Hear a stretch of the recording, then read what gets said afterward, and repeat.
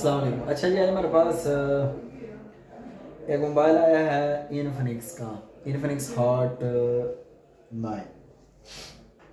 Infinix hot 9 X 680 ये mobile है जी। तो कंडीशन वाइज तो बिल्कुल जो है ना, ये देखें फ्रेश ही है, लेकिन फ़ोन ऑन नहीं हो रहा। और जो है ना, सिंपल सा अपना वो इंडिकेट शो करता है एलईडी का। स्टेटस लाइट जो आती है यहाँ पे, स्टेटस लाइट का सिर्फ इंडिकेट देते हैं। तो इसको चार्जिंग पे लगा के देखते हैं जी।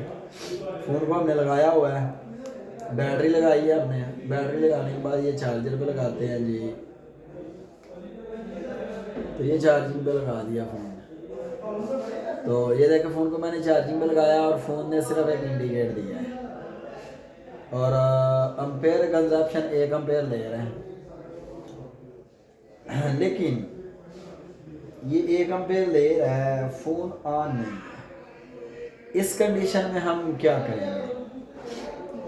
देखें, जब कोई भी मोबाइल है वो डेड होता है, ठीक है,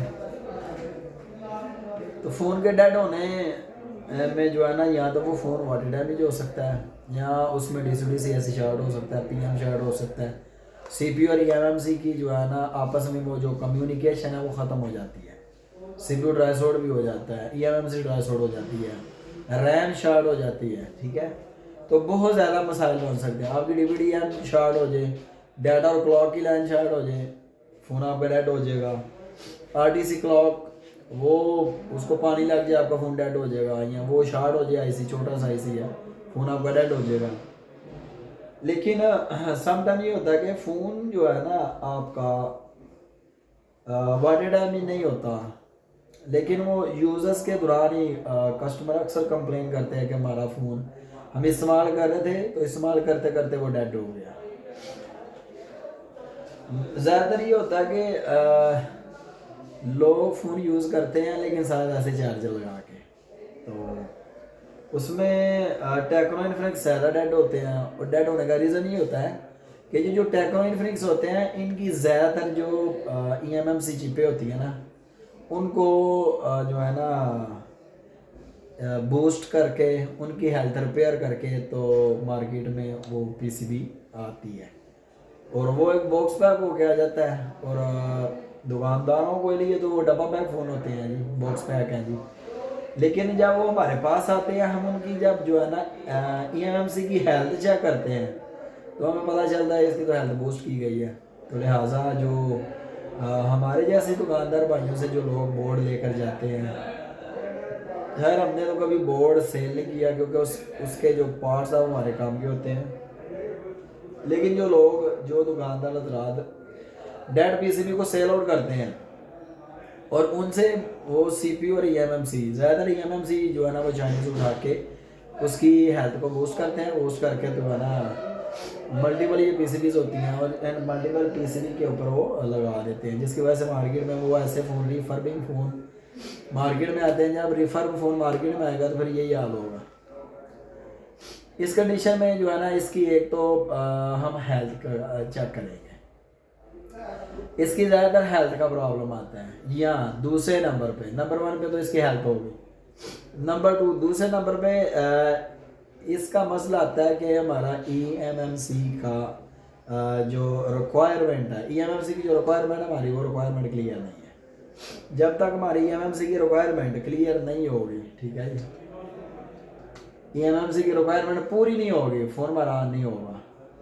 और ये बिल्कुल वैसे सारा पैक फ़ोन है, तो ये हल्का हल्का सा यहाँ से हीट हो रहा है। तो ये हल्का हल्का सा यहाँ से हीट हो रहा है, इससे पता चलता ही है कि फ़ोन जो है ना वो किस कंडीशन में है। चले इसको हम रिपेयर करते हैं। सबसे पहले तो हम जो है ना पीसीबी को जो है ना इंटरनल से अलग कर देते हैं।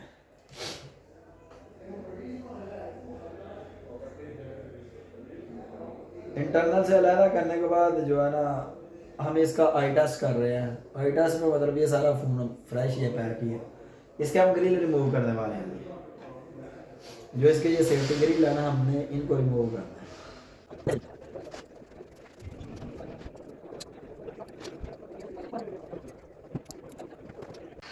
तो ये देखें जी, अब हमने इसको ओपन कर लिया हुआ था, इसके सेफ्टी ग्रिल रिमूव किए हैं, ठीक है जी। सेफ्टी ग्रिल रिमूव करने के बाद हमने फ़ोन को देखा तो ये फ़ोन वाटर डैमेज था। ये देखें ये सारे जो है ना ये ज़र्रात हैं पानी के, तो ये फ़ोन वाटर डैमेज है। वाटर डैमेज होने की वजह से जो है ना ये फ़ोन इस कंडीशन में है, ठीक है जी। ये देखें ये सारा इसको कार्बन लगा हुआ है, तो ये फ़ोन वाटर डैमेज है। वाटर डैमेज होने की वजह से जो है ना ये फ़ोन हमारा डेड हुआ, ठीक है जी। ये देखें, तो इसको ब्रश से साफ़ करते हैं और साफ़ करने के बाद देखते हैं जी।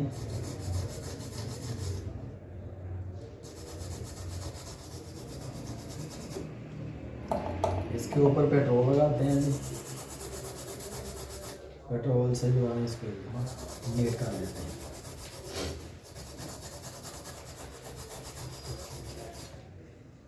आई टेस्ट से हमें पता चल गया कि फ़ोन की कंडीशन क्या थी, ठीक है जी। अभी ये बिल्कुल साफ़ हो गया हुआ,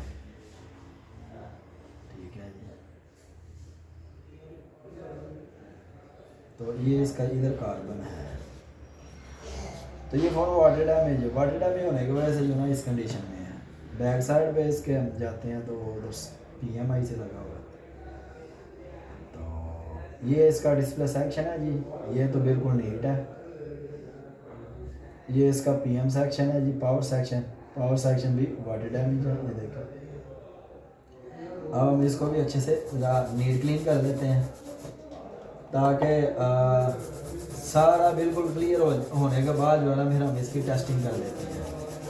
आई टेस्ट से हमें पता चल गया कि फॉल्ट इसका किधर बन रहा था और इसमें मसला क्या था। आई टेस्ट से हमने इसको क्लियर कर दिया। क्या क्लियर किया? आई टेस्ट से हमें ये मालूम हो गया कि ये फ़ोन वाटर डैमेज है, ठीक है जी। अब हम इसको जो है ना टेस्ट करते हैं स्टेप बाय स्टेप, ठीक है। हमने PCB का जो है ना इसके अंदर रखना है, ठीक है जी। B2B कनेक्टर लगाते हैं, ये LCD का कनेक्टर है जी। उसके बाद जी हम बैटरी को लगाएंगे, ठीक है जी। अब बैटरी को हमने लगा दिया है। अब उसके बाद हमने जो है ना इसको चार्जिंग पर लगाना है, ठीक है जी। चार्जिंग पे लगा के हम टेस्ट करने वाले हैं। तो फ़ोन अभी भी देखें LED लाइट दे रहा है, लेकिन डिस्प्ले वगैरह ग्राफिक वगैरह नहीं दे रहा। इसके ऊपर एक ग्लास लगा हुआ है, हम उसको हटाते हैं जी। ग्लास को हमने रिमूव कर दिया जी। इसको अच्छे से साफ़ करके देखते हैं जी कि क्या हमारा डिस्प्ले शो हो रहा है कि नहीं, फोन ऑन हो रहा है कि नहीं। समटाइम जो है ना वो पानी लगने की वजह से जो है ना सर्किट शार्ट हो जाता है, और सर्किट शार्ट होने की वजह से फ़ोन जो है ना ऑन भी नहीं हो पाता। एक दफ़ा हमने इसको अच्छे से वॉश कर लिया हुआ है। वॉश करने के बाद जो है ना अब हम इसको बैटरी वगैरह लगा के चार्जर लगा के टेस्ट किया है। तो चार्जर पे जो है ना वो चार्जिंग ठीक ले रहा है, मतलब फ़ोन पूरा प्रॉपर चार्ज हो रहा है। 1.1 एम्पेयर और 1 एम्पेयर और 66 मिली एम्पेयर दे रहा है। तो हम इसको टेस्ट कर देते हैं जी इस कंडीशन में, क्या ये डिस्प्ले दे रहा है कि नहीं दे रहा। तो डिस्प्ले वगैरह तो है नहीं आया। इसको हम उल्टा करके देख लेते हैं, जो डिस्प्ले की रिक्वायरमेंट है वो चेक कर लेते हैं, ठीक है जी। मीटर हमारा 20 DC पे ही है, साथ में हमने मल्टीमीटर भी चेक करवाना है। 20 DC पे ये मीटर हमारा जी मल्टीमीटर। अब मल्टीमीटर को अब हमने टेस्टिंग करनी है इसकी। सबसे पहले तो ये हमारा जो है ना PMIC के किट जो है ना हमने चेकिंग करनी है। किस चीज़ की? हमने वोल्टेज देखने हैं। तो ये देखें PMIC के ऊपर हमारे वोल्टेज नहीं आ रहे। ये हमारे बग है, बग कैपेसिटर की लाइन है, तो इस पे वोल्टेज देखते हैं। इनके ऊपर वोल्टेज आ रहे हैं, बराबर आ रहे हैं, बिल्कुल ठीक आ रहे हैं। ठीक हो गया जी। उसके बाद VPH भी हमें इस पे मिल रहा है। ठीक है,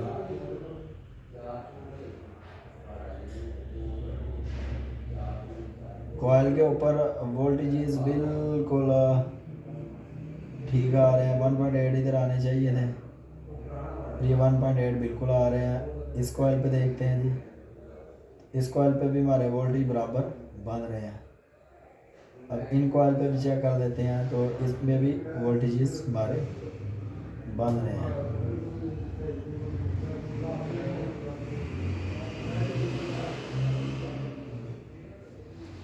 इस कॉइल पे भी बन रहे हैं।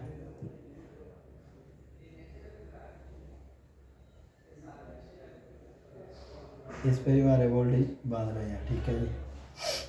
अब हमारा साथ ही जो है ना, हमें यहाँ पे वो इसका सेक्शन खोल लेते हैं जी। लाइट सेक्शन है जी। अब ये बूस्ट कॉइल है जी। बूस्ट कॉइल के ऊपर वोल्टेज देखते हैं, तो वोल्टेज बिल्कुल ठीक आ रहे हैं। और ये डायोड है, शॉर्ट की डायोड, इस पे भी वोल्टेज ठीक आ रहे हैं। हमारा VSP और VSN जिस पे 6 और प्लस के 6 और माइनस के 6 वोल्टेज आते हैं। ठीक है जी, तो उनको हमें टेस्ट करना है।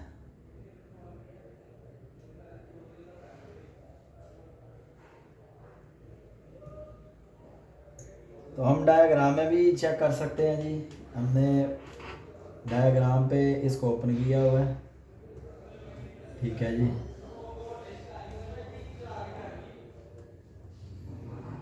डिस्प्ले सेक्शन हमने ओपन किया।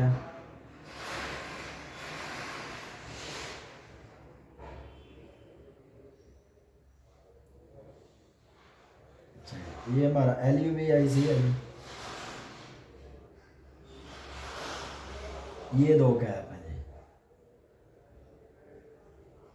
इन 2 कैप के ऊपर हमारे वोल्टेजेस आएंगे, प्लस के 6 और माइनस के 6। ठीक है जी।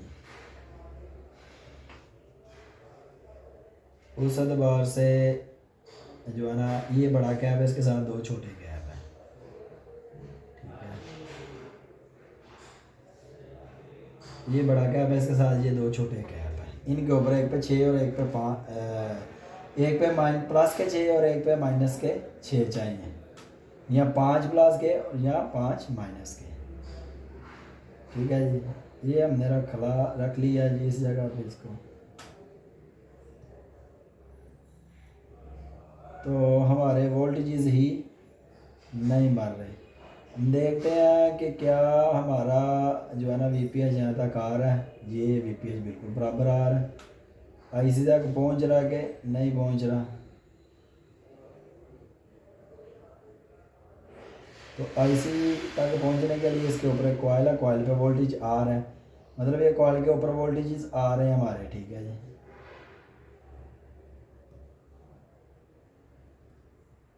हमारा कॉइल पे वोल्टेज आ रहा है। इस कंडीशन में जो है ना, हम सबसे पहले इसके साथ ही हमारा लाइट IC है। लाइट IC को भी हम टेस्ट कर सकते हैं जी। लाइट IC का ये नोज कट है,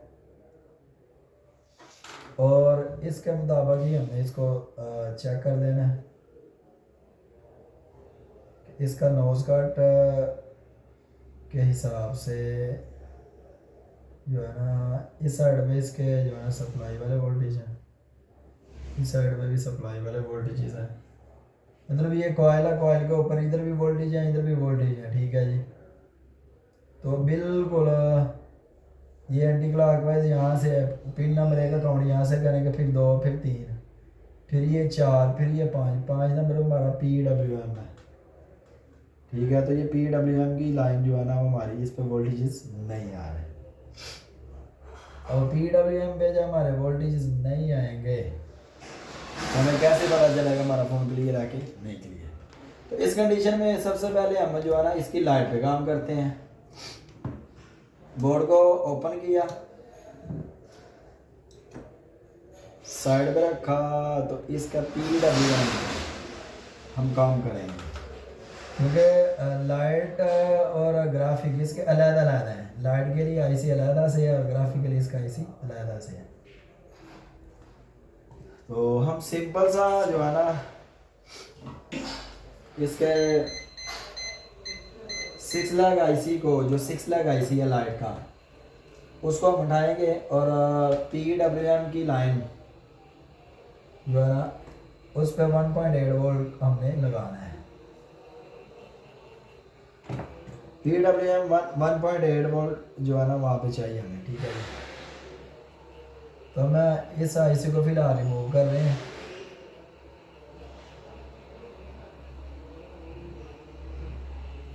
ठीक है जी,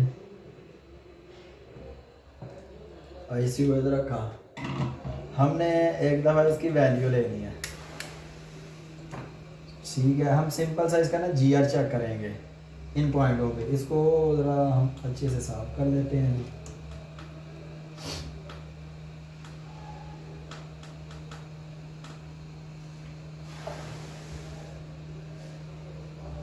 इसको हमने अच्छे से साफ किया है।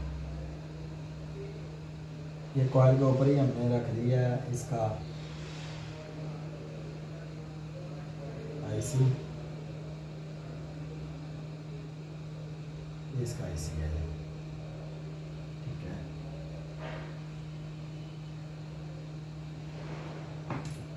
हम सिंपल सी जो है ना इसकी GR देंगे। GR से भी हमें पता चल जाएगा कि मसला किधर है, ठीक है जी। उस एतबार से ये इसकी पिन नंबर 1 थी, ठीक है जी। इस पर GR आ रहा है। ये फीडबैक के लिए होती है, ये NC होती है और ये हमारी ग्राउंड होती है। इससे क्या मालूम हुआ कि हमारी ग्राउंड भी काम नहीं कर रही।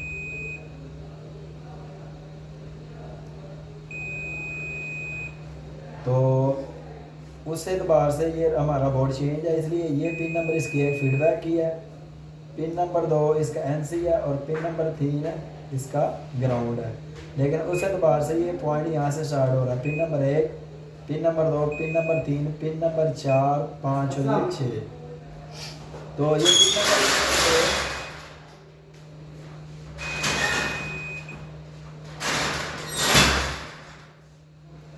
फीडबैक की है। Number 1 pin, number 2 NC, number 3 ground, ये नंबर 4 कॉइल की और ये नंबर 5 PWM, ठीक है। और ये भी कॉइल के लिए। अब ये कॉइल की यहाँ पे भी बोलनी चाहिए, ये दो आपस में भी बोलने चाहिए, ठीक है। अब हम जो है ना 1.8 के लिए हम बाहर से जंपर डाल देंगे इसको, ठीक है। अनेबल के लिए जो है ना हमने इस पे जंपर लगाना है क्लियर करने के लिए। तो अनेबल के लिए हम अपना TP जो होता है अखबर TP वो लगाएंगे जी। वो लगा के तो इसको हम चेक कर लेते हैं कि क्या हमारा मामला हल हुआ है कि नहीं, ठीक है जी। तो उसके लिए हमें एक TP बनाना पड़ेगा। TP बना के तो हम इसको जो है ना जंपर करने वाले हैं।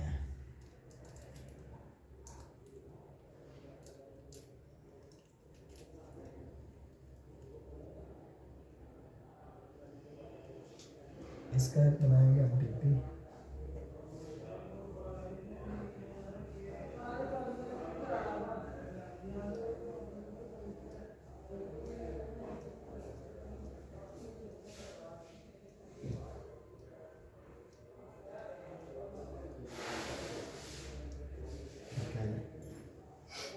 जिसको हम लगाने वाले हैं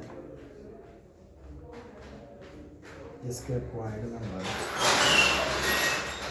5 में।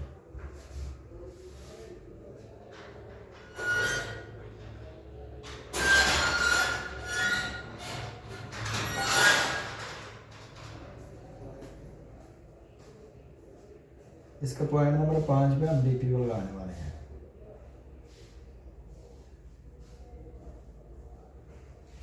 पॉइंट नंबर 5 पे जब हम टीपी को लगाएंगे तो हमें कंफर्म हो जाएगा जी कि हमारा फॉल्ट जो है ना वो आईसी से है या किसी और चीज़ से।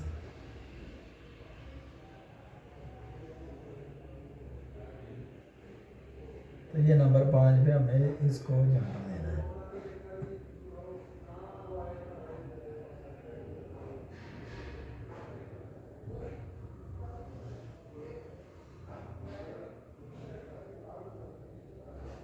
ये हमारा पॉइंट नंबर 5, इस पे जंपर देना।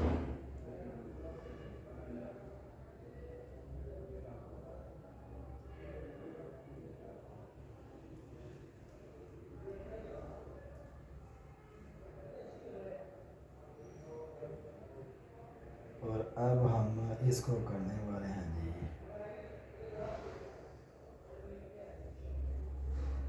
पीपी बना लिया जिसका हमने तो 1.8 बाहर से लेकर हम देखेंगे इसको।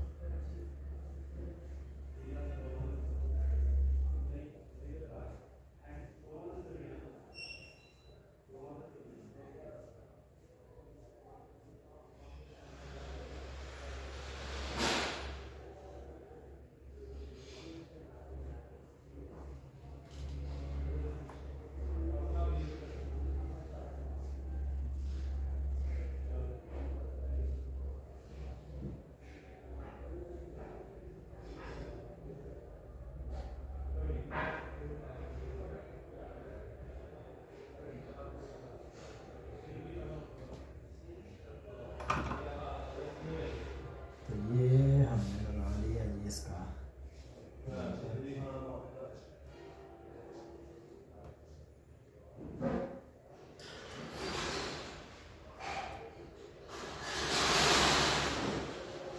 अब हम आईसी को लगाएंगे जी वापस।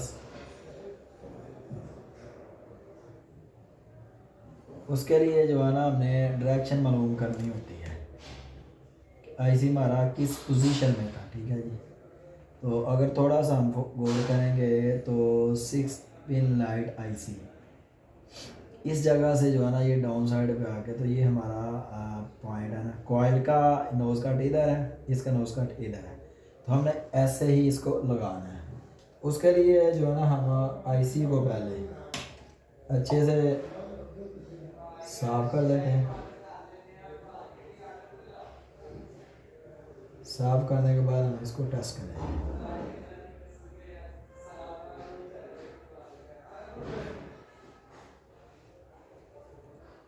आईसी को हमने बिल्कुल साफ कर दिया।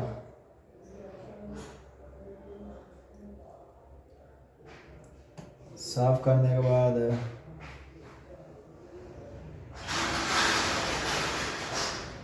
कैमरे पे जाएंगे,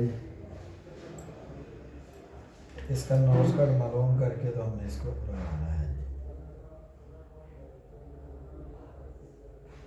तो ये हमारा नोज कट के हिसाब से आईसी ऐसे बैठेगा, ऐसे, ठीक है। इसके लिए थोड़ा सा हमको, इसके लिए ना हमें थोड़ा सा लगाना है जी पॉइंट नंबर 5 पे थोड़ा सा सोल्डर रिबॉलिंग पेस्ट जिसे हम कहते हैं जी, ताकि हमारा आईसी अच्छे से प्रॉपर फिक्स हो सके।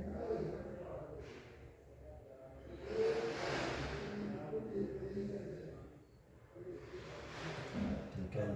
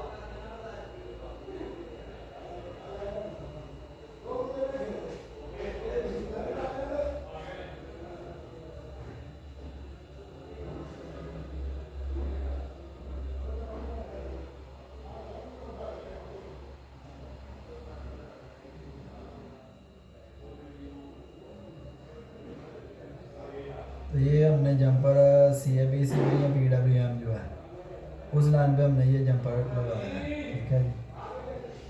तो इसको एकदम हम थोड़ा सा वॉश कर लेते हैं।